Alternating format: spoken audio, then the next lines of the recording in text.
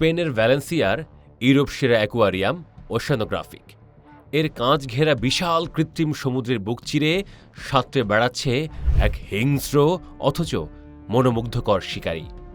দেখতেই পাচ্ছেন, সে একটি হাঙর, একটি বালু হাঙর বা স্যান্ড শার্ক। চারপাশে দর্শনার্থীদের বিস্ময় ভরা চোখের সামনে নীল জলের মধ্যে তার রাজকীয় গতিবিধি।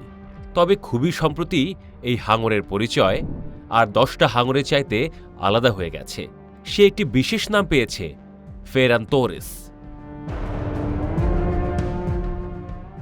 নামটা এসেছে ফেরান তোরেস থেকে, যে গল্পের শুরু ফুটবল মাঠের সবুজ ঘাস থেকে।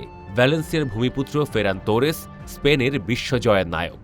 ইনজুরি, পারফরমেন্সের ওঠানামা কিংবা সমালোচনার মুখোমুখি এত কিছুর পরও ফেরান তোরেস মানসিকভাবে ভেঙে পড়েননি, বরং হাঙরের মতো শিকারী মনোভাব নিয়ে মাঠে প্রত্যাবর্তন করেছিলেন। বল পেলেই লক্ষ্য ভেদের দিকে ধেয়ে যাওয়া, কোনো অবস্থাতেই হার না মানা।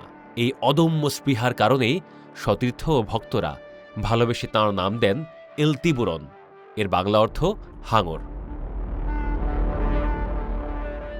আজ ভ্যালেন্সিয়া অ্যাকোয়ারিয়ামে যখন কোনো শিশু এসে গ্লাসের ওপাশে শান্ত অথচ শক্তিশালী হাঙরটিকে সাঁতার কাটতে দেখে, তখন অ্যাকোয়ারিয়ামের গাইড মুচকি হেসে বলে, জানেন তো, এই হাঙরটির নাম ফেরান তোরেস, ঠিক আমাদের ভ্যালেন্সিয়ার সেই ছেলেটির মতো, যে ফুটবল মাঠে হাঙরের মতোই নিখুঁত আর অদম্য। ফেরান তোরেসের এই অদম্য চরিত্র এবং সামুদ্রিক জীবনের প্রতি তাঁর ভালোবাসাকে সম্মান জানাতে এগিয়ে আসে ভ্যালেন্সিয়ার বিশ্ববিখ্যাত অ্যাকোয়ারিয়াম কর্তৃপক্ষ। তারা তাদের অ্যাকোয়ারিয়ামের অন্যতম আকর্ষণীয় বালু হাঙর বা স্যান্ড টাইগার হাঙরটির নাম রেখেছে ফেরান তোরেস।